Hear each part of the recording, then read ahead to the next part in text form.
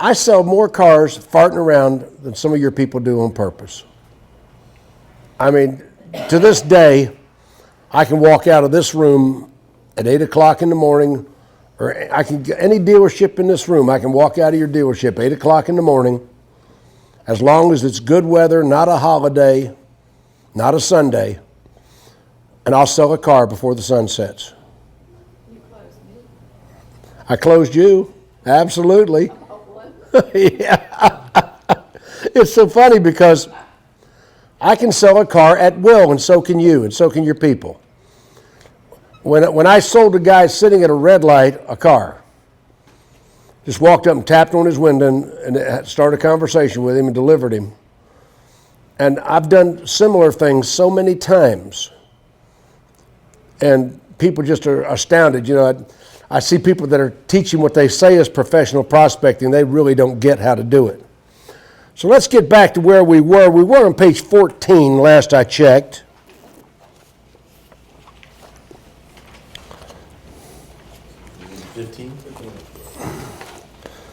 Okay. I want to go back to page 16 actually.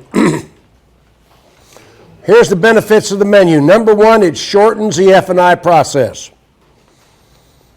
F&I shortens F&I to 5, 7, 8 minutes.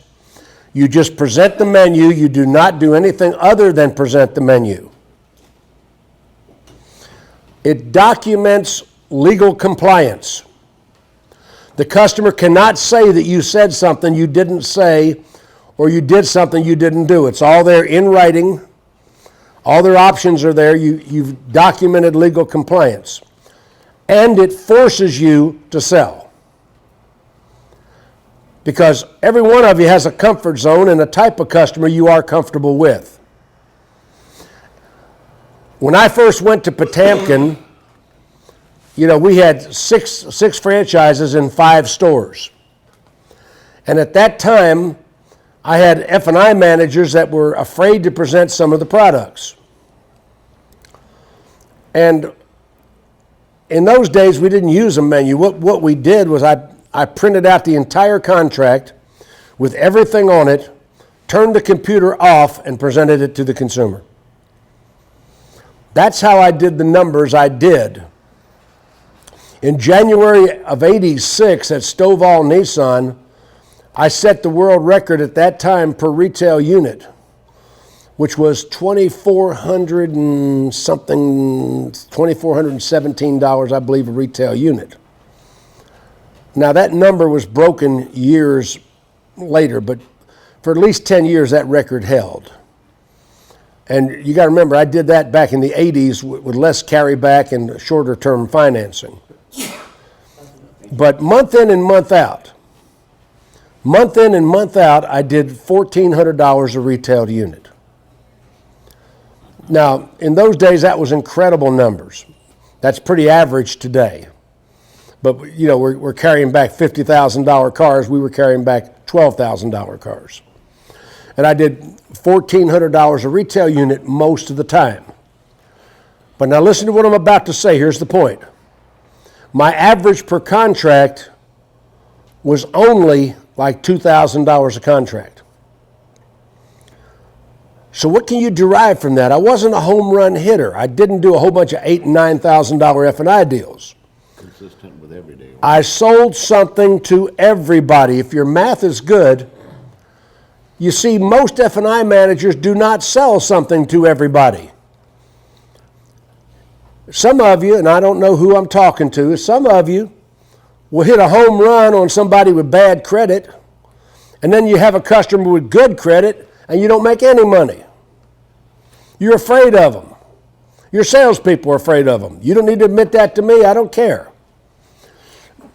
You have to, number one reason we blow deals in the car business, F&I managers, salespersons, number one reason we blow deals is fear of the money. You're afraid to go for it. More F&I was not sold because you didn't go for it than was ever not sold because the customer said no. Everybody heard that? You chickened out. More F&I was not sold because you chickened out than was ever not sold because the customer said no. And that's also the sales department, that's also the salespersons. Fear of the money. And I have fear of the money personally. I have set world records, but I am afraid of the money. I just never show it to a consumer, and I always go for it. I invented a concept years ago when I was with Dale Carnegie. And I only taught a couple Carnegie courses. It's a franchise.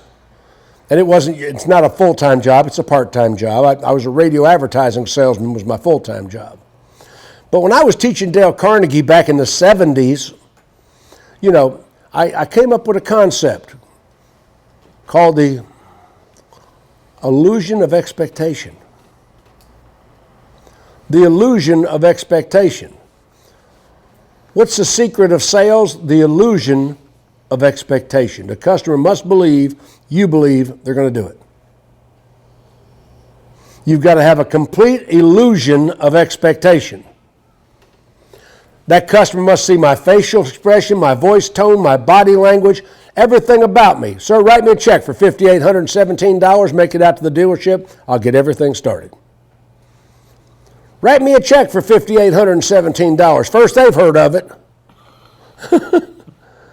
And usually you get the whistling gadams. They just look at you and go, God damn. The whistling gadams. Did you write that down? You get the whistling gadams. God damn. And you got to sit there like little beaver cleaver. Gosh, what seems to be the problem? My trailer payment ain't that high. These boys from Statesboro and Pensacola, they understand trailer jokes. Last time I went to Statesboro, so help me. There, on the outskirts of town, I was coming in, and there was this fallen down shack of a building with a new car and a satellite dish. Is that Statesboro? Still there. That house is probably still there, isn't it? Okay. Zig Ziegler, I'm no relation to Zig Ziegler, but I knew Zig Ziegler quite well. Zig Ziegler, in the Speakers Association with me, he spelled his name differently. He used to say, I misspelled my name. But I knew Zig Ziegler fairly well. My wife Debbie knew Zig fairly well. He passed away a couple years back. Zig Ziegler said something really profound. A confused mind buys nothing. A confused mind buys nothing. That is an incredible statement when you think about it. When say you're selling a service contract, do not present all the different service contracts to the same customer. You confuse their mind. You pick out which one you're going to sell them, and that's the one you present. Don't sell them the powertrain, the basic, the standard, the premium. Don't go step up. When I went with Ford Motor Company back in the 80s and was consulting with Ford, I was on every Ford Motor Company ESP service contract brochure, every video in the country. They were using my videos to train consumers how to buy Ford ESPs. And one thing I found out is that Ford Motor Company had all the different service contract plans on one brochure. They confused the consumer.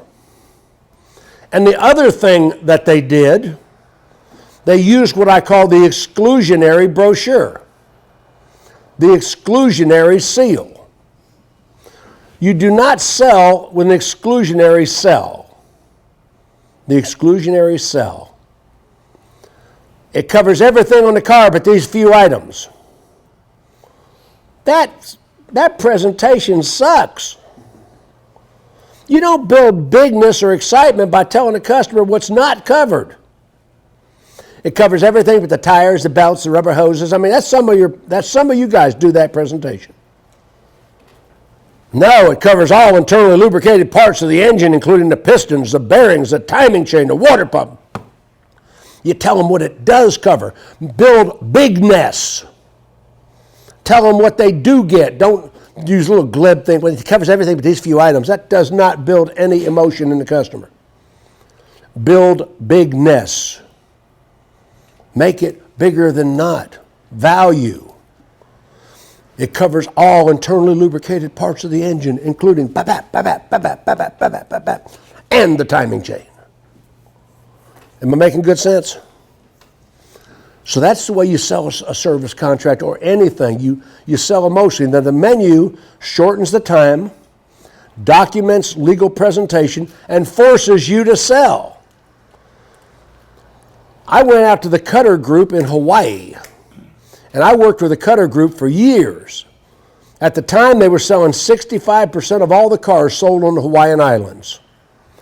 I lost that contract. I hated that.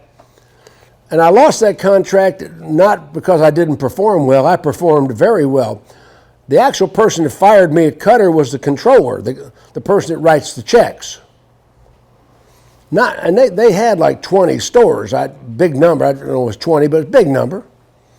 They fired me because my airfare from Atlanta to Hawaii was, I don't fly in the back of no planes. I don't even know what goes on back there. I looked back there one time, there were a bunch of people groveling for peanuts and shit. I don't do that. Looked like a prison car back there. So I don't know if you checked out first class from Atlanta to Hawaii. The controller said, we ain't paying that airfare anymore, and I lost the contract.